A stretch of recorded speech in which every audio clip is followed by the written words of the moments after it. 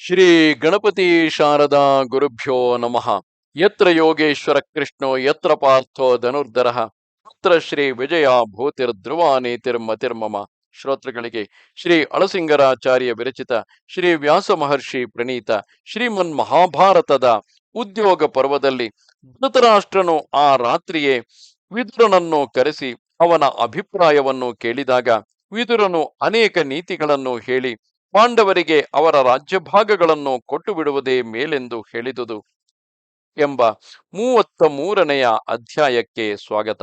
ಈ ಅಧ್ಯಾಯದೊಂದಿಗೆ ಉದ್ಯೋಗ ಪರ್ವದ ಇನ್ನೊಂದು ಉಪಪರ್ವವಾದ ಪ್ರಜಾಗರ ಪರ್ವವು ಪ್ರಾರಂಭವಾಗುತ್ತಿದೆ. ಹಾಗೂ ಈ ಪರ್ವದ ವಿಶೇಷವಾಗಿ ಈ ಅಧ್ಯಾಯದಲ್ಲಿ ವಿದುರ ನೀತಿ ಎಂದೇ ಪ್ರಖ್ಯಾತವಾದಂತಹ ಮಹಾಭಾರತದ ವಿಶೇಷ ಅಧ್ಯಾಯವಾಗಿದೆ. ಓ ಜನಮೇಜಯ ರಾಜ, ಕೇಳು. ಸಂಜಯನು ಹೊರಟು ಹೋದ ಮೇಲೆ ಇತ್ತಲಾಗಿ ಧೃತರಾಷ್ಟ್ರನು ದ್ವಾರಪಾಲಕನನ್ನು ಕರೆದು ವಿದುರನನ್ನು ನಾನು ನೋಡಬೇಕೆಂದು ಈಗಲೇ ಅವನನ್ನು ಕರೆತರಬೇಕೆಂದು ಆಜ್ಞಾಪಿಸಿದನು. ಅದರಂತೆ ದ್ವಾರಪಾಲಕನು ವಿದುರನಲ್ಲಿಗೆ ಬಂದು, ಮಹಾಪ್ರಾಜ್ಞ, ಮಹಾರಾಜನು ನಿನ್ನನ್ನು ನೋಡಬೇಕೆಂದು ಬಯಸುವನು ಎಂದನು. ಕೂಡಲೇ ವಿದುರನು ಧೃತರಾಷ್ಟ್ರನ ಅರಮನೆಗೆ ಬಳಿಗೆ ಬಂದು ದ್ವಾರಪಾಲಕನ ಮೂಲಕವಾಗಿ ತಾನು ಬಂದಿರುವ ಸಂಗತಿಯನ್ನು ಹೇಳಿ ಕಳುಹಿಸಿದನು. ಧೃತರಾಷ್ಟ್ರನು ಪ್ರತಿಹಾರಿಯನ್ನು ನೋಡಿ, ವಿದುರನ ವಿಷಯದಲ್ಲಿ ನಾನು ಎಂದಿಗಾದರೂ ಅಡ್ಡಿ ಮಾಡುವೆನೆ? ಆತನು ಮಹಾಪ್ರಾಜ್ಞನು, ದೀರ್ಘ ದೃಷ್ಟಿಯುಳ್ಳವನು, ಒಡನೆಯೇ ಅವನನ್ನು ಒಳಕ್ಕೆ ಬಿಡು ಎಂದನು. ಅದರಂತೆ ದ್ವಾರಪಾಲಕನು ವಿದುರನಲ್ಲಿಗೆ ಬಂದು ತಿಳಿಸಲು ವಿದುರನು ಒಳಗೆ ಹೋಗಿ ಚಿಂತಾತುರನಾಗಿ ಕುಳಿತಿದ್ದ ಧೃತರಾಷ್ಟ್ರನ ಮುಂದೆ ನಿಂತು ಕೈ ಮುಗಿದು, ಮಹಾರಾಜ, ನಾನು ವಿದುರನು ನಿನ್ನ ಆಜ್ಞೆಯಂತೆ ಬಂದಿರುವೆನು. ನನ್ನಿಂದ ಆಗಬೇಕಾದುದೇನಾದರೂ ಇದ್ದರೆ ಆಜ್ಞಾಪಿಸಬಹುದು ಎಂದನು. ಅದಕ್ಕೆ ಆ ಧೃತರಾಷ್ಟ್ರನು, ವಿದುರ, ಈಗಲೇ ಸಂಜಯನು ನನ್ನಲ್ಲಿಗೆ ಬಂದು ನನ್ನನ್ನು ಬಹಳವಾಗಿ ನಿಂದಿಸಿ ಹೊರಟು ಹೋದನು. ನಾಳೆ ಸಭಾ ಮಧ್ಯದಲ್ಲಿ ಅವನು ಅಜಾತ ಶತ್ರುವಾದ ಧರ್ಮರಾಜನು ಹೇಳಿ ಕಳುಹಿಸಿರುವ ಸಂದೇಶವನ್ನೆಲ್ಲ ತಿಳಿಸುವುದಾಗಿ ಹೇಳಿರುವನು. ಆ ಧರ್ಮರಾಜನ ಅಭಿಪ್ರಾಯವೇನೆಂದು ತಿಳಿಯದೆ ನನ್ನ ಹೃದಯದ ತಾಪವು ನನ್ನ ಶರೀರವನ್ನೇ ದಹಿಸುತ್ತಿದೆ. ಆ ಚಿಂತೆಯು ನನಗೆ ನಿದ್ರೆ ಬಾರದಂತೆ ಮಾಡಿದೆ. ಅಪ್ಪ ವಿದುರ, ನೀನು ಧರ್ಮಾರ್ಥಗಳನ್ನು ಚೆನ್ನಾಗಿ ಬಲ್ಲವನು. ನಿದ್ರೆ ಇಲ್ಲದೆ ಚಿಂತಾಗ್ನಿಯಿಂದ ಬೇಯುತ್ತಾ ಕಷ್ಟಪಡುತ್ತಿರುವ ನನಗೆ ಮುಂದೆ ಹೇಗೆ ಕ್ಷೇಮ ಉಂಟಾಗಬೇಕು ಅದನ್ನು ತಿಳಿಸಬೇಕು. ಆ ಸಂಜಯನು ಪಾಂಡವರ ಕಡೆಯಿಂದ ಬಂದುದು ಮೊದಲು ನನ್ನ ಮನಸ್ಸಿಗೆ ಸ್ವಲ್ಪವಾದರೂ ನೆಮ್ಮದಿ ಇಲ್ಲದಿದೆ. ಮೊದಲಿನಂತಿಲ್ಲದೆ ನನ್ನ ಇಂದ್ರಿಯಗಳೆಲ್ಲವೂ ಕಲಗಿ ಹೋಗಿದೆ. ಆ ಸಂಜಯನು ಹೇಳುವುದೇನೆಂದು ತಿಳಿಯದೆ ಬಲವಾದ ಚಿಂತೆಯು ನನ್ನನ್ನು ಕೊರಗಿಸುತ್ತಿದೆ. ಆದುದರಿಂದ ಓ ವಿದುರ, ಈಗ ನೀನು ಹೇಗೆ ನಡೆದರೆ ಆ ಯುಧಿಷ್ಠಿರನಿಗೆ ಸಮ್ಮತವಾಗುವುದು ಆ ರೀತಿಯನ್ನು ಯೋಚಿಸಿ ಹೇಳಬೇಕು. ನಮ್ಮೆಲ್ಲರಿಗೂ ಕ್ಷೇಮ ಉಂಟಾಗಿ ನಮ್ಮ ಪ್ರಜೆಗಳೆಲ್ಲರೂ ಸೌಖ್ಯದಿಂದಿರುವ ಮಾರ್ಗವನ್ನು ನಿಶ್ಚಯಿಸಿ ಹೇಳು ಎಂದನು. ಆಗ ವಿದುರನು ಧೃತರಾಷ್ಟ್ರನನ್ನು ಕುರಿತು, ಮಹಾರಾಜ, ನಿನಗೆ ನಿದ್ರೆ ಬಾರದಿರುವುದೇನೋ ಯುಕ್ತವೇ.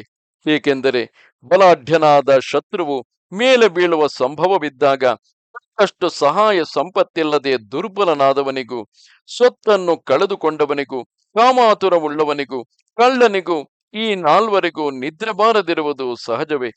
ಇಂತಹ ದೋಷಗಳು ಈಗ ನಿನ್ನಲ್ಲಿ ಯಾವುದೂ ಇಲ್ಲವಷ್ಟೇ. ಪರದ್ರವ್ಯಕ್ಕೇನಾದರೂ ಆಶೆಪಟ್ಟು ನೀನು ಅದಕ್ಕಾಗಿ ಮನಸ್ಸಿನಲ್ಲಿ ಕುದಿಯುತ್ತಿರುವೆಯೇನು? ಅಂಥದೇನೂ ಇಲ್ಲವಷ್ಟೇ. ಇಂತಹ ಕಾರಣವಿದ್ದ ಹೊರತು ಮನುಷ್ಯನಿಗೆ ನಿದ್ರೆ ಬಾರದಿರುವ ಸಂಭವವಿಲ್ಲ ಎಂದನು. ಅದಕ್ಕೆ ಆ ಧೃತರಾಷ್ಟ್ರನು, ವಿದುರ, ಧರ್ಮಯುಕ್ತವಾಗಿಯೂ ಕ್ಷೇಮಕರವಾಗಿಯೂ ಇರುವ ಹಿತವಾಕ್ಯಗಳನ್ನು ನಿನ್ನಿಂದ ಕೇಳಬೇಕೆಂದಿರುವೆನು. ಈ ರಾಜರ್ಷಿ ಕುಲದಲ್ಲಿ ನೀನೊಬ್ಬನೇ ವಿವೇಕಿಗಳಿಗೆಲ್ಲ ಸಮ್ಮತನಾದವನು ಎಂದನು. ಅದಕ್ಕೆ ಆ ವಿದುರನು, ಮಹಾರಾಜ, ನಿನಗೆ ಆ ಯುಧಿಷ್ಠಿರನ ವಿಷಯವಾಗಿ ಬಹಳ ಚಿಂತೆಯುಂಟಾಗಿರುವಂತಿದೆ. ಆ ಯುಧಿಷ್ಠಿರನಾದರೂ ಸಾಮಾನ್ಯನಲ್ಲ, ಸಮಸ್ತ ರಾಜ ಲಕ್ಷಣಗಳಿಂದ ಕೂಡಿದವನು. ಅಂಥವನೇ ತ್ರೈಲೋಕ್ಯಕ್ಕೂ ರಾಜನಾಗತಕ್ಕವನು. ಅವನನ್ನೇ ನೀನು ಈ ರಾಜ್ಯದಿಂದ ಹೊರಡಿಸಿದೆ. ನಿನ್ನ ಸ್ವಭಾವವಾದರೂ ಅದಕ್ಕೆ ಕೇವಲ ವಿಪರೀತವಾಗಿದೆ. ನಿನಗೆ ಕಣ್ಣುಗಳೂ ಇಲ್ಲದುದರಿಂದ ನೀನು ರಾಜ್ಯವನ್ನು ನಡೆಸುವುದರಲ್ಲಿ ಅನೇಕರಿಗೆ ಅಭಿಪ್ರಾಯವಿಲ್ಲ. ಆ ಯುಧಿಷ್ಠಿರನಾದರೋ ಧರ್ಮಾತ್ಮನು, ಧರ್ಮಗಳನ್ನು ಚೆನ್ನಾಗಿ ಬಲ್ಲವನು. ಅಹಿಂಸೆ, ದಯೆ, ಸತ್ಯ, ಧರ್ಮಾದಿ ಸುಗುಣಗಳಿಂದ ಕೂಡಿದವನು. ಅಲ್ಲದೆ ಅವನಿಗೆ ನಿನ್ನಲ್ಲಿ ಗುರುಭಾವವುಂಟು. ಇದರಿಂದಲೇ ಅವನು ನಿನ್ನಿಂದ ಅನೇಕ ಕಷ್ಟಗಳಿಗೆ ಒಳಗಾದರೂ ಎಲ್ಲವನ್ನೂ ಸಹಿಸಿಕೊಂಡಿರುವನು.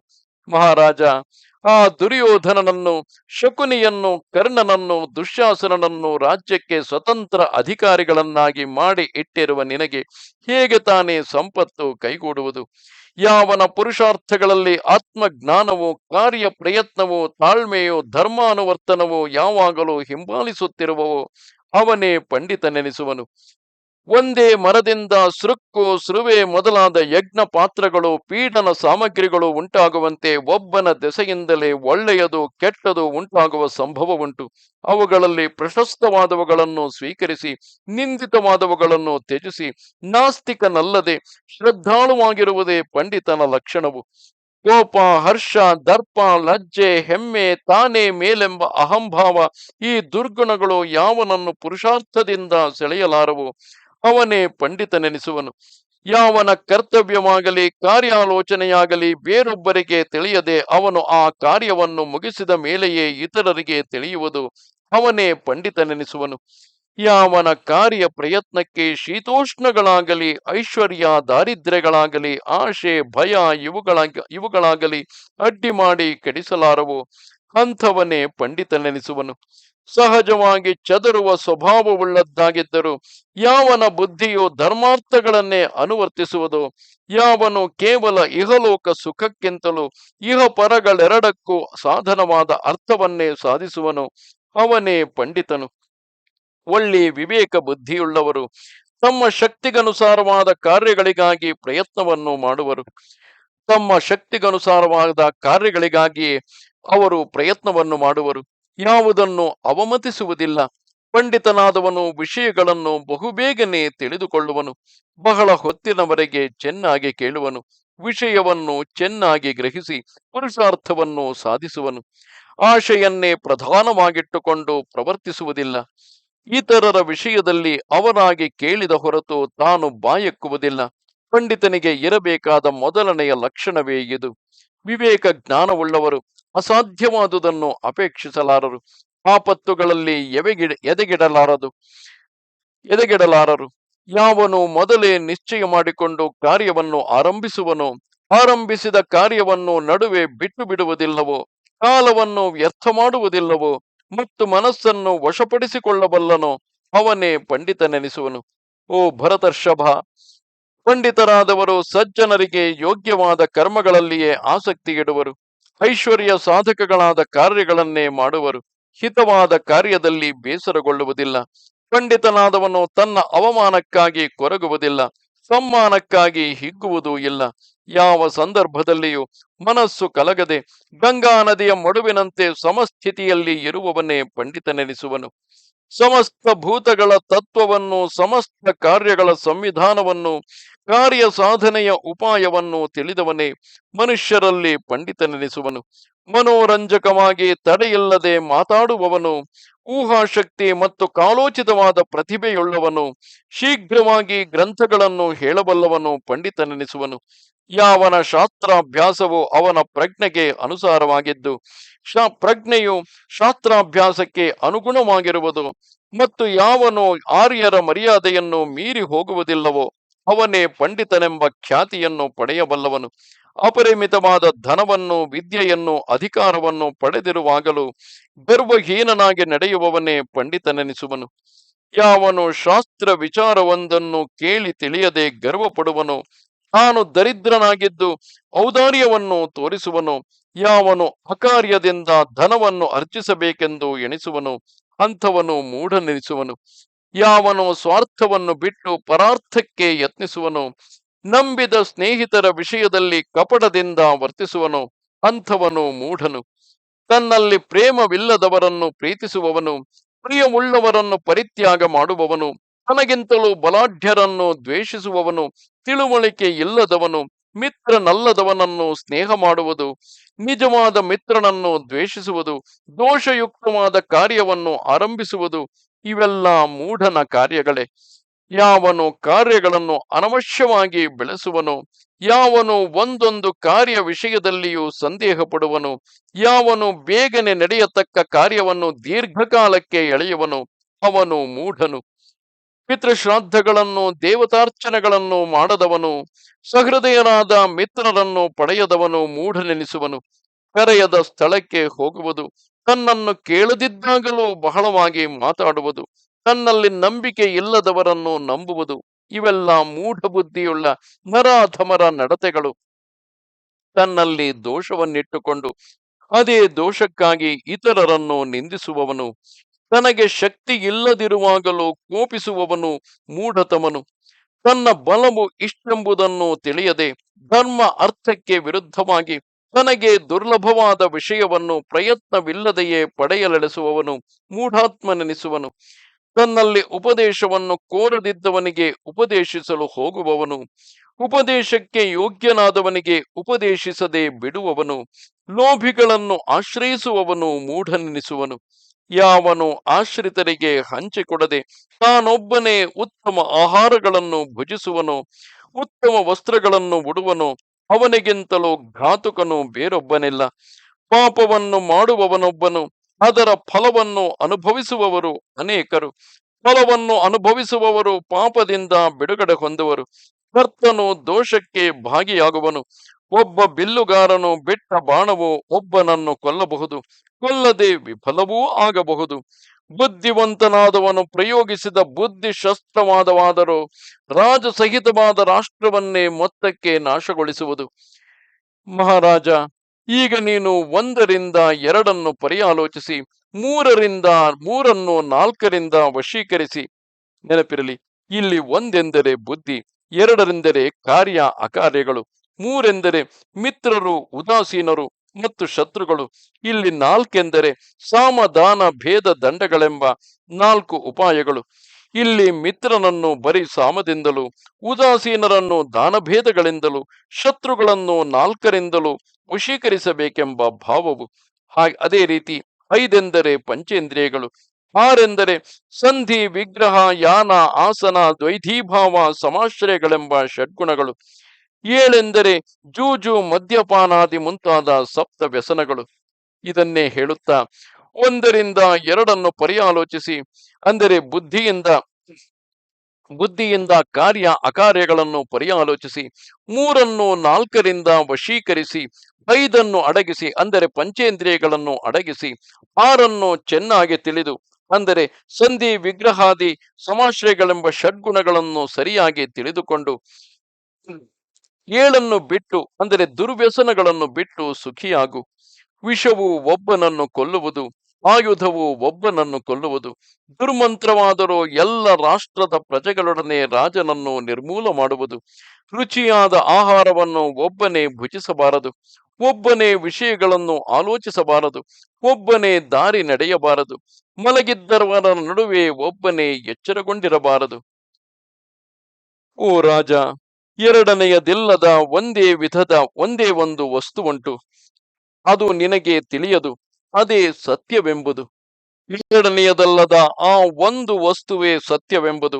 ಅದು ಸಮುದ್ರಕ್ಕೆ ಹಡಗಿನಂತೆಯೋ ಸ್ವರ್ಗಕ್ಕೆ ಸೋಪಾನದಂತೆಯೋ ಇರುವುದು. ತಾಳ್ಮೆಯುಳ್ಳವರಲ್ಲಿ ಇರುವುದೊಂದೇ ದೋಷವು. ತಾಳ್ಮೆಯುಳ್ಳವರನ್ನು ಜನರು ಕೈಲಾಗದವನೆಂದು ತಿಳಿದು ಹೀಗಳೆಯುವರು. ಆದರೆ ತಾಳ್ಮೆಯಲ್ಲಿ ಬಹು ಗುಣಗಳುಂಟು. ಮನುಷ್ಯನಿಗೆ ತಾಳ್ಮೆಯೇ ಉತ್ತಮ ಬಲವು, ಅಶಕ್ತರಿಗೆ ಅದೇ ಉತ್ತಮ ಸಾಧನವು, ಶಕ್ತರಿಗೆ ಆ ತಾಳ್ಮೆಯೇ ಭೂಷಣವು. ಕ್ಷಮೆಯಿಂದ ಎಲ್ಲರನ್ನೂ ವಶೀಕರಿಸಬಹುದು. ಕ್ಷಮೆಯಿಂದ ಸಾಧ್ಯವಾಗದುದು ಯಾವುದೊಂದೂ ಇಲ್ಲ. ತಾಳ್ಮೆ ಎಂಬ ಖಡ್ಗವೊಂದು ಕೈಯಲ್ಲಿದ್ದರೆ ಅವನನ್ನು ದುರ್ಜನನು ಏನೂ ಮಾಡಲಾರನು. ಹುಲ್ಲಿಲ್ಲದ ಕಡೆಯಲ್ಲಿ ಬಿದ್ದ ಬೆಂಕಿಯು ತಾನೇ ನಂದಿ ಹೋಗುವುದಲ್ಲವೇ? ತಾಳ್ಮೆ ಇಲ್ಲದವನು ತನ್ನನ್ನು ಎದುರಾಳಿಯನ್ನು ದೋಷ ಭಾಗಿಯನ್ನಾಗಿ ಮಾಡುವನು. ಧರ್ಮವೆಂಬುದೊಂದೇ ಉತ್ತಮ ಶ್ರೇಯಸ್ಸಾಧನವು. ತಾಳ್ಮೆಯೊಂದೇ ಉತ್ತಮವಾದ ಇಂದ್ರಿಯ ನಿಗ್ರಹವು. ವಿದ್ಯೆಯೊಂದೇ ಉತ್ತಮವಾದ ತೃಪ್ತಿ. ಅಹಿಂಸೆಯೊಂದೇ ಉತ್ತಮ ಸುಖಕಾರಿಯು. ಯುದ್ಧ ಮಾಡಲಾರದ ಕ್ಷತ್ರಿಯನು ಒಬ್ಬನು, ಪುಣ್ಯಕ್ಷೇತ್ರಗಳನ್ನು ಸುತ್ತಿ ಬಾರದ ಬ್ರಾಹ್ಮಣನೊಬ್ಬನು. ಇವರಿಬ್ಬರನ್ನು, ಅಂದರೆ ಆ ರೀತಿ ಯುದ್ಧ ಮಾಡಲಾರದ ಕ್ಷತ್ರಿಯನು, ಪುಣ್ಯಕ್ಷೇತ್ರಗಳನ್ನು ಸುತ್ತಿ ಬಾರದ ಬ್ರಾಹ್ಮಣನು, ಇವರಿಬ್ಬರನ್ನು ಭೂಮಿಯು ಬಿಲದೊಳಗಿನ ಪ್ರಾಣಿಗಳನ್ನು ಸರ್ಪವು ಹೇಗೋ ಹಾಗೆ ನುಂಗಿಬಿಡುವುದು. ಪುರುಷನಾಗಿ ಮಾತನಾಡದಿರುವುದೊಂದು, ಅಸತ್ತುಗಳನ್ನು ಆಧರಿಸದಿರುವುದೊಂದು, ಈ ಎರಡು ಕೆಲಸಗಳಿಂದ ಮನುಷ್ಯನು ಲೋಕಕ್ಕೆಲ್ಲ ಪ್ರಿಯನಾಗುವನು. ಮತ್ತೊಬ್ಬಳು ಕಾಮಿಸಿದಳು ಎಂಬುದಕ್ಕಾಗಿಯೇ ಒಬ್ಬ ಪುರುಷನನ್ನು ತಾನು ಕಾಮಿಸುವ ಹೆಂಗಸು, ಬೇರೊಬ್ಬರು ಪೂಜಿಸುವರು ಎಂಬುದಕ್ಕಾಗಿ ಒಬ್ಬ ಮನುಷ್ಯನನ್ನು ತಾನು ಗೌರವಿಸುವ ಮನುಷ್ಯನು, ಇವರಿಬ್ಬರು ಸ್ವಬುದ್ಧಿಯಿಲ್ಲದೆ ಇತರರ ನಂಬಿಕೆಯಂತೆ ನಡೆದುಕೊಳ್ಳುವ ಮೂಢರೆನಿಸುವರು. ಕೈಯಲ್ಲಿ ಕಾಸಿಲ್ಲದೆ ಉತ್ತಮ ವಸ್ತುಗಳಿಗೆ ಆಶೆ ಪಡುವುದೊಂದು, ಕೈಲಾಗದಿದ್ದರೂ ಕೋಪದಿಂದ ರೇಗುವುದೊಂದು. ಇವೆರಡು ದೇಹವನ್ನು ಒಳಗೊಳಗೆ ಕೊರೆಯುವ ತೀಕ್ಷ್ಣವಾದ ಎರಡು ಮುಳ್ಳುಗಳು. ಉದ್ಯೋಗವಿಲ್ಲದ ಗೃಹಸ್ಥನೊಬ್ಬನು, ಸಲ್ಲದ ಕಾರ್ಯಗಳಿಗಾಗಿ ಪ್ರಯತ್ನ ಪಡುವ ಭಿಕ್ಷುಕನೊಬ್ಬನು, ಇವರಿಬ್ಬರು ತಮ್ಮ ಸ್ಥಿತಿಗೆ ವಿರುದ್ಧವಾದ ಆ ಪ್ರಯತ್ನಗಳಲ್ಲಿ ಎಂದಿಗೂ ವೃದ್ಧಿಗೆ ಬರಲಾರರು. ಭಕ್ತನಾಗಿದ್ದು ತಾಳ್ಮೆಯನ್ನು ವಹಿಸುವವನು, ಬಡತನದಲ್ಲಿಯೂ ಉದಾರ ಸ್ವಭಾವವುಳ್ಳವನು, ಇವರಿಬ್ಬರು ಸ್ವರ್ಗಕ್ಕಿಂತಲೂ ಉತ್ತಮ ಗತಿಯಲ್ಲಿ ನೆಲೆಸುವರು. ಪಾತ್ರಕ್ಕೆ ಕೊಡುವುದು, ಸತ್ಪಾತ್ರಕ್ಕೆ ಕೊಡದಿರುವುದು, ಇವೆರಡು ನ್ಯಾಯಾರ್ಜಿತವಾದ ಧನಕ್ಕೆ ದುರುಪಯೋಗಗಳೆನಿಸುವವು. ದಾನ ಮಾಡಲಾರದ ಧನಿಕನು, ನಮ್ರತೆ ಇಲ್ಲದ ಬಡವನು, ಇವರಿಬ್ಬರನ್ನು ಕುತ್ತಿಗೆಗೆ ಕಲ್ಲು ಕಟ್ಟಿ ಕೊಳಕ್ಕೆ ಬಿಸಾಡಬೇಕು. ಯೋಗ್ಯನಿಷ್ಠನಾದ ಸನ್ಯಾಸಿಯೊಬ್ಬನು, ಯುದ್ಧದಲ್ಲಿ ಮಡಿದ ಯೋಧನೊಬ್ಬನು, ಇವರಿಬ್ಬರು ಸೂರ್ಯಮಂಡಲವನ್ನು ಭೇದಿಸಿಕೊಂಡು ಸದ್ಗತಿಗೆ ಹೋಗತಕ್ಕವರು. ಓ ಭರತ ಶ್ರೇಷ್ಠ, ಮನುಷ್ಯರಿಗೆ ಉತ್ತಮ, ಅಧಮ, ಮಧ್ಯಮಗಳೆಂಬ ಮೂರು ಬಗೆಯ ಕಾರ್ಯಗಳು ಉಂಟೆಂಬುದು ವೇದಜ್ಞರ ಮತವು. ಮನುಷ್ಯರಲ್ಲಿಯೂ ಉತ್ತಮರೆಂದು, ಮಧ್ಯಮರೆಂದು, ಅಧಮರೆಂದು ಮೂರು ಬಗೆಯವರುಂಟು. ಆದುದರಿಂದ ಈ ಮೂವರಲ್ಲಿ ಅವರವರನ್ನು ಅಂತಂತಹ ಕಾರ್ಯಗಳಿಗೆ ನಿಯೋಗಿಸಬೇಕು. ಓ ರಾಜ, ಯಜಮಾನನ ಕೈ ಕೆಳಗಿನ ಸೇವಕನು, ಗಂಡನ ಕೈ ಕೆಳಗಿನ ಹೆಂಡತಿಯು, ತಂದೆಯ ಕೈ ಕೆಳಗಿನ ಮಗನು, ಈ ಮೂವರು ಯಾವಾಗಲೂ ಸ್ವಂತ ಆಸ್ತಿ ಇಲ್ಲದವರು. ಒಂದು ವೇಳೆ ಅವರಿಗಿವರಿಗೆ ಧನವು ಲಭಿಸಿದರೂ ಆ ಧನವೆಲ್ಲ ಅವರು ಯಾರ ಕೈ ಕೆಳಗಿರುವರೋ ಅವರಿಗೆ ಸೇರಿದುದು. ಪರಸ್ವಾಪಹರಣ, ಪರಸ್ತ್ರೀಯರ ಸ್ಪರ್ಶ, ನಂಬಿದ ಮಿತ್ರರನ್ನು ನಿರಾಕರಿಸುವುದು, ಈ ಮೂರು ನಾಶ ಕಾರಣವಾದ ದೋಷಗಳು. ಕಾಮ, ಕ್ರೋಧ, ಲೋಭಗಳೆಂಬ ಈ ಮೂರು ನರಕದ ಬಾಗಿಲುಗಳು. ಆತ್ಮನಾಶಕ್ಕೆ ಕಾರಣಗಳಾದ ಇವು ಮೂರನ್ನು ತ್ಯಜಿಸಬೇಕು. ವರಪ್ರಾಪ್ತಿ, ರಾಜ್ಯಲಾಭ, ಪುತ್ರ ಜನನ, ಇವು ಮೂರು ಸಮಾನಗಳು. ಶತ್ರುವನ್ನು ಕಷ್ಟದಿಂದ ಬಿಡಿಸುವುದೊಂದೇ, ಅಥವಾ ಶತ್ರುವಿನ ಕೈಯಿಂದ ತಪ್ಪಿ ಬರುವುದು, ಈ ಮೂರಕ್ಕೂ ಸಮಾನವು. ತನ್ನ ಮರಹೊಕ್ಕ ಭಕ್ತನನ್ನು, ತನ್ನನ್ನು ಸೇವಿಸುವವನನ್ನು, ನೀನೇ ಗತಿಯೆಂದು ಬಂದು ಬೇಡುವವನನ್ನು, ಈ ಮೂವರನ್ನು ತನಗೆ ಎಂತಹ ಸಂಕಟ ಕಾಲದಲ್ಲಿಯಾದರೂ ಕೈಬಿಡಬಾರದು. ಅಲ್ಪಜ್ಞನು, ತಾಮಸ ಸ್ವಭಾವದವನು, ಸೋಮಾರಿಯಾದವನು, ಮುಖಸ್ತುತಿ ಮಾಡುವವನು, ಈ ನಾಲ್ವರೊಡನೆ ಬಲಾಢ್ಯನಾದ ರಾರಸನು ಮಂತ್ರಾಲೋಚನೆ ಮಾಡಬಾರದು. ಮಹಾರಾಜ, ಗೃಹಸ್ಥ ಧರ್ಮದಲ್ಲಿ ನೆಲೆಗೊಂಡು ಭಾಗ್ಯ ಸಮೃದ್ಧಿಯುಳ್ಳ ನಿನ್ನ ಗೃಹದಲ್ಲಿ ವೃದ್ಧನಾದ ಜ್ಞಾತಿಯು, ಕಷ್ಟಕ್ಕೆ ಸಿಕ್ಕಿಬಿದ್ದ ಕುಲೀನನು, ಬಡವನಾದ ಮಿತ್ರನು, ಮಕ್ಕಳಿಲ್ಲದ ಸಹೋದರಿಯು, ಇವರು ನಾಲ್ವರು ಯಾವಾಗಲೂ ಇರಲಿ. ಗೌರವೇಂದ್ರ, ಒಮ್ಮೆ ಇಂದ್ರನು ಪ್ರಶ್ನೆ ಮಾಡಿದುದರ ಮೇಲೆ ಬೃಹಸ್ಪತಿಯು ಒಡನೆಯೇ ಫಲವನ್ನು ತೋರಿಸತಕ್ಕವುಗಳು ನಾಲ್ಕೆಂದು ತಿಳಿಸಿರುವನು. ಅದನ್ನು ಹೇಳುವೆನು ಕೇಳು. ದೇವತಾ ಸಂಕಲ್ಪ, ಬುದ್ಧಿವಂತರ ಆಲೋಚನೆ, ವಿದ್ಯಾವಂತರ ವಿನಯ, ಪಾಪ ಕರ್ಮಿಗಳ ಕೆಟ್ಟ ಕೆಲಸಗಳು, ಈ ನಾಲ್ಕು ಆಗಲೇ ಫಲವನ್ನು ತೋರಿಸತಕ್ಕವುಗಳು. ಅಗ್ನಿಹೋತ್ರ, ಮೌನ, ಅಧ್ಯಯನ, ಯಜ್ಞವೆಂಬಿ ನಾಲ್ಕು ಕರ್ಮಗಳು ಸರಿಯಾಗಿ ಮಾಡಿದರೆ ಭಯ ನಿವಾರಕಗಳು. ವಿಪರೀತವಾಗಿ ನಡೆದರೆ ಅವೇ ಮಹಾ ಭಯಕಾರಿಗಳು. ಮಹಾರಾಜ, ತಂದೆ, ತಾಯಿ, ಅಗ್ನಿ, ಆತ್ಮ, ಗುರು ಎಂಬಿ ಪಂಚಾಗ್ನಿಗಳನ್ನು ಮನುಷ್ಯನು ತನ್ನ ಕೈಲಾದಷ್ಟು ಶ್ರಮಪಟ್ಟು ಉಪಾಸನೆ ಮಾಡಬೇಕು. ದೇವತೆಗಳು, ಪಿತೃಗಳು, ಮನುಷ್ಯರು ಅಂದರೆ ಅದೇ ರೀತಿ ದೇಶ ಸಹೋದರರು ಎಂದರೆ ಭಿಕ್ಷುಗಳು, ಅತಿಥಿಗಳು, ಈ 5 ಮಂದಿಯನ್ನು ಪೂಜಿಸತಕ್ಕವನು ನಿರತಿಶಯವಾದ ಯಶಸ್ಸನ್ನು ಪಡೆಯುವನು. ರಾಜ, ನೀನು ಎಲ್ಲೆಲ್ಲಿ ಹೋದರೂ ಮಿತ್ರರು, ಶತ್ರುಗಳು, ಮಧ್ಯಸ್ಥರು, ಉಪಜೀವಿಗಳು, ನೀನು ಆಶ್ರಯಿಸಬೇಕಾದ ಹಿರಿಯರು ಅಲ್ಲಲ್ಲಿ ನಿನ್ನನ್ನು ಸುತ್ತಿಕೊಂಡೇ ಇರುವರು. ಮನುಷ್ಯನ 5 ಇಂದ್ರಿಯಗಳಲ್ಲಿ ಒಂದು ಇಂದ್ರಿಯವು ಸಡಿಲಿ ಭಿನ್ನವಾದರೂ ಅಂದರೆ ಯಾವುದೇ ಒಂದು ಇಂದ್ರಿಯದಿಂದ ವಿಷಯ ಭೋಗಕ್ಕೆ ಅವಕಾಶ ಕೊಟ್ಟರು ರಂಧ್ರ ಬಿದ್ದ ಚರ್ಮದ ಪಾತ್ರೆಯೊಳಗಿನ ನೀರಿನಂತೆ ಅವನ ಪ್ರಜ್ಞೆಯು ಸೋರಿ ತಪ್ಪಿ ಹೋಗುವುದು.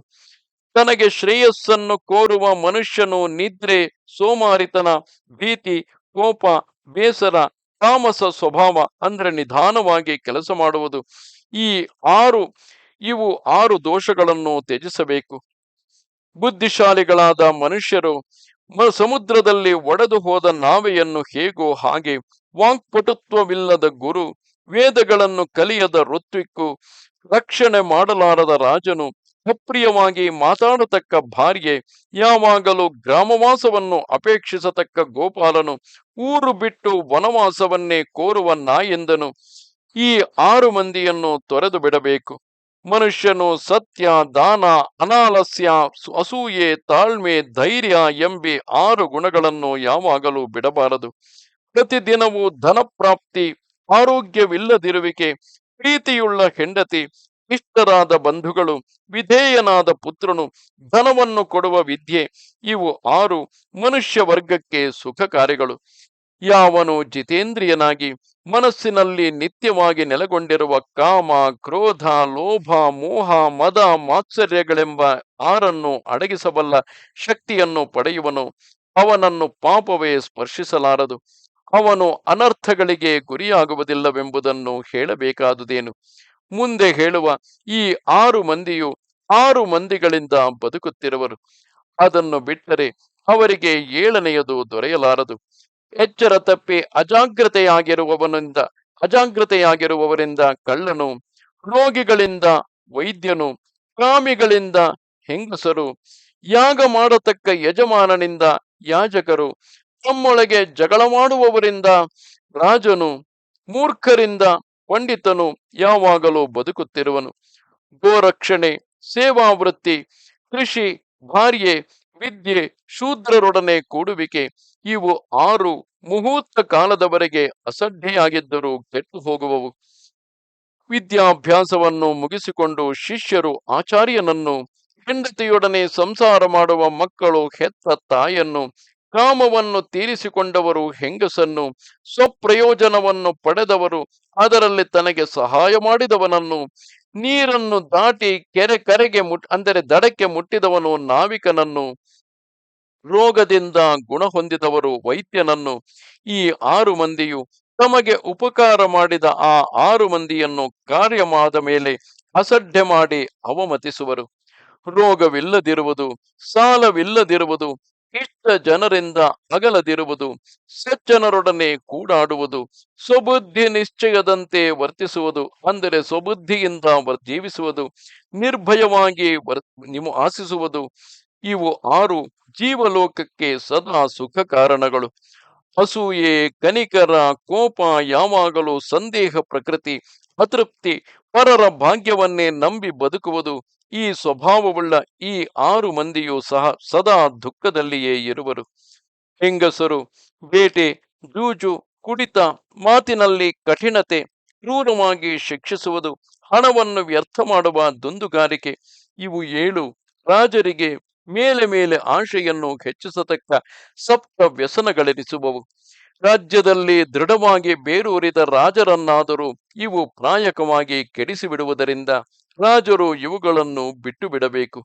ಸ್ವಧರ್ಮ ನಿರತರಾದ ಬ್ರಾಹ್ಮಣರನ್ನು ಕಂಡರೆ ಸೇರದೆ ಮನಸ್ಸಿನಲ್ಲಿ ದ್ವೇಷಿಸುವುದು, ಆಮೇಲೆ ಕಾರ್ಯತಃ ಅವರನ್ನು ವಿರೋಧಿಸುವುದು, ಬ್ರಾಹ್ಮಣರ ಸ್ವತ್ತನ್ನು ಅಪಹರಿಸುವುದು, ಅವರನ್ನು ಕೊಲ್ಲುವುದಕ್ಕೆ ಉದ್ದೇಶಿಸುವುದು, ಅವರ ನಿಂದೆಯನ್ನು ಕೇಳಿ ಸಂತೋಷಿಸುವುದು, ಅವರ ಪ್ರಶಂಸೆಯನ್ನು ಕೇಳಿ ರೇಗುವುದು, ನಡೆಸಬೇಕಾದ ವೈದಿಕ ಕೃತ್ಯಗಳಲ್ಲಿ ಅವರನ್ನು ನೆನೆಸದಿರುವುದು, ಅವರು ತಾವಾಗಿ ಯಾಚಿಸುವುದಕ್ಕೆ ಬಂದರೂ ಕೋಪಗೊಳ್ಳುವುದು, ಇವು 8 ಮುಂದೆ ಪೂರ್ಣವಾಗಿ ಕೆಟ್ಟು ಹೋಗತಕ್ಕ ಮನುಷ್ಯನಲ್ಲಿ ಕಾಣುವ ಪೂರ್ವ ಸೂಚನೆಗಳು. ವಿವೇಕವುಳ್ಳ ಮನುಷ್ಯನು ಈ ದೋಷಗಳನ್ನು ಚೆನ್ನಾಗಿ ನೆನಪಿಟ್ಟುಕೊಂಡು ಅವುಗಳನ್ನು ಬಿಟ್ಟು ಬಿಡಬೇಕು. ಮಿತ್ರರೊಡನೆ ಸೇರುವುದು, ಅಧಿಕವಾದ ಧನಲಾಭವು, ಪುತ್ರರ ಆಲಿಂಗನವು, ನಿಜವಾದ ಪ್ರೇಮವುಳ್ಳ ದಂಪತಿಗಳ ರತಿಭೋಗವು, ತಕ್ಕ ಸಮಯದಲ್ಲಿ ಪ್ರಿಯವಾದ ಸಲ್ಲಾಪವು, ತನ್ನ ಕಡೆಯವರಿಗೆ ಲಭಿಸಿದ ಮೇಲ್ಮೆಯು, ಇಷ್ಟ ವಸ್ತುವಿನ ಲಾಭವು, ಜನಗಳ ಗುಂಪಿನಲ್ಲಿ ಪೂಜ್ಯತೆಯು. ಇವು 8 ಆತ್ಮ ಸುಖ ಕಾರಣಗಳಾದ ಸಂತೋಷದ ಕೆನೆಗಳೆಂದು ಎಣಿಸಲ್ಪಟ್ಟಿವೆ. ಪ್ರಜ್ಞೆ, ಕುಲೋನ್ನತಿ, ಇಂದ್ರಿಯ ನಿಗ್ರಹ, ಶಾಸ್ತ್ರ ಶ್ರವಣ, ಪರಾಕ್ರಮ, ಹೆಚ್ಚಾಗಿ ಮಾತಾಡದಿರುವುದು, ಯಥಾಶಕ್ತಿ ದಾನ ಮಾಡುವುದು, ಇತರರು ತನಗೆ ಮಾಡಿದ ಉಪಕಾರವನ್ನು ಮರೆಯದಿರುವ ಕೃತಜ್ಞತೆ, ಇವು 8 ಗುಣಗಳು ಮನುಷ್ಯನನ್ನು ಪ್ರಕಾಶಕ್ಕೆ ತರುವವು. ಓ ಮಹಾರಾಜ, 9 ದ್ವಾರಗಳಿಂದಲೂ, ಅಂದರೆ ಇಳೆ, ಪಿಂಗಳೆ, ಸುಷುಮ್ನೆ ಎಂಬ 3 ಕಂಬಗಳಿಂದಲೂ, ಪಂಚೇಂದ್ರಿಯಗಳೆಂಬ 5 ಸಾಕ್ಷಿಗಳಿಂದಲೂ ಕೂಡಿ ಕ್ಷೇತ್ರಜ್ಞನೆಂದು ಕರೆಯಲ್ಪಡುವ ಜೀವನಿಗೆ ನಿವಾಸವಾದ ಈ ಶರೀರವೆಂಬ ಗ್ರಹವನ್ನು ಯಾವನು ತತ್ವದಿಂದ ತಿಳಿಯುವನೋ ಅವನೇ ಮೇಲಾದ ವಿದ್ವಾಂಸನೆನಿಸುವನು. ಓ ಧೃತರಾಷ್ಟ್ರ ಮಹಾರಾಜ, ಮತ್ತೇರಿದವನು, ಎಚ್ಚರ ತಪ್ಪಿದವನು, ಹುಚ್ಚು ಹಿಡಿದವನು, ಬಳಲಿದವನು, ಕೋಪಗೊಂಡವನು, ಹಸಿದವನು, ಆತುರಗೊಂಡವನು, ಲೋಭಿ, ಭಯಗೊಂಡವನು, ಕಾಮಾತುರವುಳ್ಳವನು, ಈ 10 ಮಂದಿಯು ಧರ್ಮವೆಂದರೆ ಏನೆಂಬುದನ್ನೇ ತಿಳಿಯಲಾರರು. ಆದುದರಿಂದ ಪಂಡಿತನಾದವನು ಮೇಲೆ ಹೇಳಿದ ಮದ ಲೋಭಾದಿಗಳಲ್ಲಿ ಸಿಕ್ಕಿ ಬೀಳಬಾರದು. ಇದೇ ವಿಷಯದಲ್ಲಿ ಪೂರ್ವದ ಒಂದು ಇತಿಹಾಸವನ್ನು ಉದಾಹರಿಸುವರು. ಅಸುರ ಶ್ರೇಷ್ಠನಾದ ಪ್ರಹ್ಲಾದನಿಗೂ ಸುಧನ್ವನಿಗೂ, ಅಂದರೆ ಪ್ರಹ್ಲಾದ ಪುತ್ರನಾದ ಸುರ ವಿರೋಚನನ ವಿಷಯವಾಗಿ ನಡೆದ ಸಂವಾದಗಳನ್ನೊಳಗೊಂಡ ಒಂದು ಇತಿಹಾಸವುಂಟು. ಯಾವ ರಾಜನು ಕಾಮಕ್ರೋಧಗಳನ್ನು ಪೂರ್ಣವಾಗಿ ಬಿಟ್ಟು ಸತ್ಪಾತ್ರದಲ್ಲಿ ಧನವನ್ನು ವಿನಿಯೋಗಿಸುವನು ಮತ್ತು ಅನೇಕ ವಿಷಯಗಳನ್ನು ತಿಳಿದು ಶಾಸ್ತ್ರಗಳನ್ನೋದಿ ಕಾರ್ಯಗಳನ್ನು ಕ್ಷಿಪ್ರವಾಗಿ ನಡೆಸುವನು, ಅಂತಹ ಅರಸನನ್ನು ಎಲ್ಲ ಮನುಷ್ಯರು ಪ್ರಮಾಣವಾಗಿ ತೆಗೆದುಕೊಳ್ಳುವರು. ಯಾವ ರಾಜನು ಪ್ರಜೆಗಳಿಗೆ ತನ್ನಲ್ಲಿ ನಂಬಿಕೆಯುಂಟಾಗುವಂತೆ ಮಾಡಬಲ್ಲನು, ತಪ್ಪನ್ನು ಕಂಡಾಗ ಅವರವರಿಗೆ ತಕ್ಕ ಶಿಕ್ಷೆಯನ್ನು ಕೊಡುವನು, ಯಾವನು ತಾನು ಕೊಡಬೇಕಾದ ಶಿಕ್ಷೆಯ ಪ್ರಮಾಣವನ್ನು, ಶಿಕ್ಷೆ ವಿಧಿಸುವುದರಲ್ಲಿ ಸಮಯೋಚಿತವಾಗಿ ತೋರಿಸಬೇಕಾದ ಕ್ಷಮೆಯನ್ನು ಚೆನ್ನಾಗಿ ತಿಳಿದಿರುವನು, ಅವನನ್ನು ಭಾಗ್ಯಲಕ್ಷ್ಮಿಯು ಪೂರ್ಣವಾಗಿ ಆಶ್ರಯಿಸುವಳು. ಯಾವ ರಾಜನು ಕೇವಲ ದುರ್ಬಲನಾದ ಶತ್ರುವನ್ನಾದರೂ ಅಲಕ್ಷ್ಯ ಮಾಡದಿರುವನು ಮತ್ತು ಶತ್ರುಗಳ ದೋಷಗಳನ್ನು ತಿಳಿದುಕೊಂಡು ಬುದ್ಧಿಪೂರ್ವಕವಾಗಿ ಆಯಾ ಶತ್ರುಗಳಲ್ಲಿ ಬಹಳ ಬುದ್ಧಿವಂತಿಕೆಯಿಂದ ಪ್ರವರ್ತಿಸುವನು, ಯಾವನು ತನಗಿಂತಲೂ ಬಲಾಢ್ಯರೊಡನೆ ಯುದ್ಧಕ್ಕೆ ಆಶೆಪಡದೆ ಅನುಕೂಲ ಕಾಲದಲ್ಲಿ ತನ್ನ ಪರಾಕ್ರಮವನ್ನು ತೋರಿಸುವನು, ಅಂಥವನೇ ಧೀರನೆನಿಸುವನು. ಯಾವ ರಾಜನು ಕಷ್ಟ ದಶೆಯಲ್ಲಿಯೂ ಎದೆಗುಂದದಿರುವನು, ಎಚ್ಚರ ತಪ್ಪದೆ ಕಾರ್ಯ ಪ್ರಯತ್ನವನ್ನು ಮಾಡುವನು, ಸಮಯದಲ್ಲಿ ಎಂತಹ ದುಃಖವನ್ನಾದರೂ ಸಹಿಸಿಕೊಂಡು ಕಾರ್ಯಭಾರಕ್ಕೆ ತಲೆಯನ್ನು ಕೊಡುವನು, ಅಂಥವನಿಗೆ ಶತ್ರುಗಳು ಜಿತರಾದಂತೆಯೇ ತಿಳಿ. ಯಾವನು ಪ್ರಯೋಜನವಿಲ್ಲದೆ ಮನೆಯನ್ನು ಬಿಟ್ಟು ದೇಶಾಂತರ ವಾಸವನ್ನು, ಪಾಪಾತ್ಮರೊಡನೆ ಸಹವಾಸವನ್ನು, ಪರಸ್ತ್ರೀಯರ ಸ್ಪರ್ಶವನ್ನು, ದಂಭ, ಕಳವು, ಚಾಡಿ, ಮದ್ಯಪಾನವೆಂಬಿ ದುರ್ಗುಣಗಳನ್ನು ಬಿಟ್ಟು ಬಿಡುವನು, ಅಂಥವನು ನಿತ್ಯ ಸುಖಿ ಎನಿಸುವನು. ವಿವೇಕಿಯಾದವನು ಧರ್ಮ, ಅರ್ಥ, ಕಾಮಗಳೆಂಬ ಪುರುಷಾರ್ಥಗಳಿಗಾಗಿ ಆತುರದಿಂದ ಕಾರ್ಯವನ್ನು ಆರಂಭಿಸಲಾರನು. ಕರೆದು ಕೇಳಿದವರಿಗೆ ಮಾತ್ರ ಸತ್ಯವನ್ನೇ ನುಡಿಯುವನು. ಮಿತ್ರರ ವಿಷಯದಲ್ಲಿ ವಿವಾದಕ್ಕೆ ಇಷ್ಟಪಡುವುದಿಲ್ಲ. ತನಗೆ ಇತರರು ಗೌರವವನ್ನು ಕೊಡಲಿಲ್ಲವೆಂದು ಕೋಪಿಸುವುದೂ ಇಲ್ಲ. ಯಾವನು ಮತ್ತೊಬ್ಬರ ವಿಷಯದಲ್ಲಿ ಯಾವ ಸಂದರ್ಭದಲ್ಲಿಯೂ ಕೋಪಿಸದೆ ಕನಿಕರವನ್ನೇ ತೋರಿಸುವನು, ತಾನು ದುರ್ಬಲನೆಂದು ತಿಳಿದಿದ್ದು ಮತ್ತೊಬ್ಬರೊಡನೆ ಕಲಹವನ್ನು ಆರಂಭಿಸುವುದಿಲ್ಲವೋ, ಯಾವನು ಹದ್ದು ಮೀರಿ ಮಾತಾಡದೆ ಕಲಹವು ಬಂದಾಗಲೂ ತಾಳ್ಮೆಯಿಂದ ಇರುವನು, ಅಂಥವನು ಎಲ್ಲ ಕಡೆಗಳಲ್ಲಿಯೂ ಮೆಚ್ಚುಗೆಯನ್ನೇ ಪಡೆಯುವನು. ಯಾವನು ಡಾಂಭಿಕವಾದ ವೇಷವನ್ನು ಯಾವಾಗಲೂ ತೋರಿಸುವುದಿಲ್ಲವೋ, ಯಾವನು ತನಗೆ ಪೌರುಷವಿದ್ದಾಗಲೂ ಆತ್ಮಸ್ತುತಿಯಿಂದ ಇತರರನ್ನು ಧಿಕ್ಕರಿಸುವುದಿಲ್ಲವೋ, ಯಾವನು ತನ್ನನ್ನು ರೇಗಿಸಿದಾಗಲೂ ಕಠಿಣ ವಾಕ್ಯಗಳನ್ನು ಆಡುವುದಿಲ್ಲವೋ, ಅವನನ್ನು ಯಾವಾಗಲೂ ಜನರು ಪ್ರೀತಿಸುವರು. ಒಮ್ಮೆ ಶಾಂತವಾದ ಕಲಹವನ್ನು ತಿರುಗಿ ಎಬ್ಬಿಸದೆ, ಬಹಳ ಹೆಮ್ಮೆಯನ್ನಾಗಲಿ ಬಹಳ ತಾಳ್ಮೆಯನ್ನಾಗಲಿ ವಹಿಸದೆ, ಎಷ್ಟೇ ಹೀನ ದಶೆಯಲ್ಲಿ ಇರುವಾಗಲೂ ಮಾಡಬಾರದ ಕಾರ್ಯವನ್ನು ಮಾಡದವನನ್ನು ಸತ್ಪುರುಷರು ಬಹಳ ಉತ್ತಮಶೀಲನೆಂದು ಹೇಳುವರು. ಯಾವನು ತನ್ನ ಸುಖವನ್ನಾಗಲಿ ಇತರರ ದುಃಖವನ್ನಾಗಲಿ ನೋಡಿ ಸಂತೋಷಿಸುವುದಿಲ್ಲವೋ, ಯಾವನು ದಾನವನ್ನು ಕೊಟ್ಟ ಮೇಲೆ ಅದಕ್ಕಾಗಿ ಪಶ್ಚಾತ್ತಾಪಪಟ್ಟು ಕೊರಗುವುದಿಲ್ಲವೋ, ಇಂಥವನು ಸಚ್ಚರಿತ್ರನೆನಿಸುವನು. ಯಾವನು ಬೇರೆ ಬೇರೆ ದೇಶಾಚಾರಗಳನ್ನು, ಬೇರೆ ಬೇರೆ ಸಿದ್ಧಾಂತಗಳನ್ನು, ವಿವಿಧ ಜಾತಿ ಧರ್ಮಗಳನ್ನು, ಉಚ್ಚ ನೀಚ ವಿಷಯಗಳನ್ನು ತಿಳಿಯಲು ಅಕ್ಕರೆಯುಳ್ಳವನಾಗಿರುವನು, ಅಂಥವನು ಹೋದ ಕಡೆಗಳಲ್ಲೆಲ್ಲ ಮಹಾಜನಗಳ ಗುಂಪಿನಲ್ಲಿ ತಾನೇ ಉತ್ತಮ ಸ್ಥಾನವನ್ನು ಪಡೆಯುವನು. ಮಹಾರಾಜ, ಬುದ್ಧಿಶಾಲಿಯಾದ ಯಾವನು ಡಂಭ, ಮೋಹ, ಮತ್ಸರ, ಪಾಪ, ರಾಜದ್ರೋಹ, ಕಪಟ ವೃತ್ತಿ, ಅನೇಕರೊಡನೆ ವೈರ ಮೊದಲಾದ ದುರ್ಗುಣಗಳಿಗೆ ತನ್ನಲ್ಲಿ ಅವಕಾಶ ಕೊಡದಿರುವನು, ಮತ್ತು ಮದ್ಯಪಾನ ಮಾಡಿ ಮದಿಸಿದವರು, ಹುಚ್ಚು ಹಿಡಿದವರು ಇಂಥವರೊಡನೆ ವಾದಕ್ಕೆ ಪ್ರವರ್ತಿಸುವುದಿಲ್ಲವೋ ಅಂಥವನು ಸಜ್ಜನರಲ್ಲಿ ಮೇಲೆನಿಸುವನು. ಯಾವನು ಇಂದ್ರಿಯ ನಿಗ್ರಹ, ಆಚಾರಶೀಲತೆ, ಮಂಗಳ ಕಾರ್ಯಗಳು, ದೇವತಾ ಪೂಜೆಗಳು, ಲೌಕಿಕಗಳಾದ ವಿವಿಧ ಪ್ರಾಯಶ್ಚಿತ್ತಗಳು ಇವುಗಳನ್ನು ತನ್ನ ನಿತ್ಯ ಕಾರ್ಯಗಳನ್ನಾಗಿ ನಡೆಸುವನು, ಅವನಿಗೆ ದೇವತೆಗಳು ಮೇಲ್ಮೆಯನ್ನು ಉಂಟು ಮಾಡುವರು. ಯಾವನು ತನಗಿಂತಲೂ ಹೀನರಾದವರಲ್ಲಿ ವಿವಾಹ ಸಂಬಂಧವನ್ನು ಬೆಳೆಸದೆ ತನಗೆ ಸಮಾನರಲ್ಲಿಯೇ ವಿವಾಹಾದಿ ಸಂಬಂಧವನ್ನು, ತನಗೆ ಸಮಾನರೊಡನೆಯೇ ಸ್ನೇಹವನ್ನು, ನಡವಳಿಕೆಯನ್ನು, ಸಂಭಾಷಣೆಗಳನ್ನು ನಡೆಸುವನು, ಯಾವನು ಗುಣವಂತರನ್ನೇ ಪುರಸ್ಕರಿಸುತ್ತಿರುವನು ಅಂಥವನ ಕಾರ್ಯಗಳೆಲ್ಲವೂ ಚೆನ್ನಾಗಿ ನಡೆದು ಫಲಕಾರಿಗಳಾಗುವವು. ಯಾವನು ತನ್ನ ಆಶ್ರಿತರಿಗೆಲ್ಲ ಹಂಚಿಕೊಟ್ಟು ತಾನು ಮಿತವಾಗಿ ಭೋಜನ ಮಾಡುವನು, ಯಾವನು ಹೆಚ್ಚು ಕಾಲ ಕೆಲಸ ಮಾಡಿ ಸ್ವಲ್ಪ ಕಾಲ ನಿದ್ರಿಸುವನು, ಯಾವನು ತನ್ನಲ್ಲಿ ಯಾಚನೆಗೆ ಬಂದ ಶತ್ರುಗಳಿಗಾದರೂ ಸಮಯದಲ್ಲಿ ಕೊಟ್ಟು ಸಹಾಯ ಮಾಡುವನು, ಅಂಥವನು ಜಿತೇಂದ್ರಿಯನೆನಿಸಿಕೊಂಡು ಅನರ್ಥಗಳಿಗೆ ಒಳಗಾಗದಂತಿರುವನು. ಯಾವನ ಕಾರ್ಯಾಲೋಚನೆಗಳು, ಪ್ರವರ್ತನೆಗಳು ಆ ಕಾರ್ಯ ಸಾಧನೆಯಾಗುವವರೆಗೆ ಬೇರೊಬ್ಬರಿಗೆ ಸ್ವಲ್ಪ ಮಾತ್ರವೂ ತಿಳಿಯದಂತಿರುವುದು, ಅವನಿಗೆ ಯಾವ ಕಾರ್ಯವಾದರೂ ವಿಫಲವಾಗದೆ ಜಯವಾಗುವುದು. ಯಾವನು ಬೇರೆ ಯಾವ ಭೂತಗಳಿಗೂ ಉಪದ್ರವವನ್ನು ಉಂಟು ಮಾಡದಿರುವನು, ಯಾವನಲ್ಲಿ ಸತ್ಯ, ಮೃದುತ್ವ, ಔದಾರ್ಯ, ಮನಃಶುದ್ಧಿ ಈ ಗುಣಗಳೆಲ್ಲ ಇರುವವು, ಅಂಥವನು ಒಳ್ಳೆ ಶುದ್ಧವಾದ ಉತ್ತಮ ಜಾತಿಯ ರತ್ನದಂತೆ ತನ್ನ ಪಂಗಡದವರಲ್ಲಿ ಪ್ರಕಾಶಕ್ಕೆ ಬರುವನು.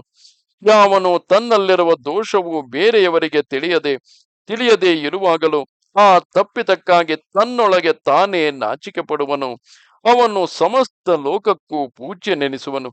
ಮತ್ತು ಯಾವನು ಒಳ್ಳೆ ಶುದ್ಧವಾದ ಹೃದಯವುಳ್ಳವನಾಗಿ, ಎನೆ ಇಲ್ಲದ ತೇಜಸ್ಸುಳ್ಳವನಾಗಿ, ಯಾವಾಗಲೂ ಮನಸ್ಸಮಾಧಾನವುಳ್ಳವನಾಗಿರುವನು, ಅವನು ಲೋಕದಲ್ಲಿ ಸೂರ್ಯನಂತೆ ಬೆಳಗುವನು.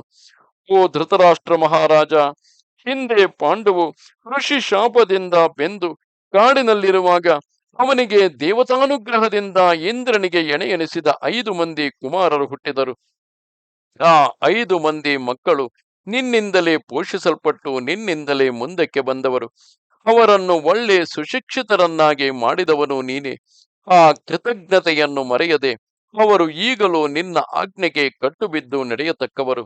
ಆದುದರಿಂದ ಅವರಿಗೆ ಸೇರಬೇಕಾದ ಅವರ ತಂದೆಯ ರಾಜ್ಯವನ್ನು ಕೊಡಿಸಿಬಿಟ್ಟು ನಿನ್ನ ಮಕ್ಕಳೊಡನೆ ನೀನು ಸುಖವಾಗಿರು. ಹಾಗೆ ಮಾಡಿದರೆ ಮಾತ್ರವೇ ನೀನು ದೇವತೆಗಳ ಮತ್ತು ಮನುಷ್ಯರ ನಿಂದೆಗೆ ಗುರಿಯಾಗದಿರುವೆ ಎಂದನು. ಇದು 33ನೆಯ ಅಧ್ಯಾಯವು. ನಮಸ್ತೆ ಶಾರದೆ ದೇವಿ, ಕಾಶ್ಮೀರ ಪುರವಾಸಿನಿ, ತ್ವಾಮಹಂ ಪ್ರಾರ್ಥೆಯೇ ನಿತ್ಯಂ, ವಿದ್ಯಾದಾನಂಚ ದೇಹಿಮೆ. ನಮಸ್ಕಾರ.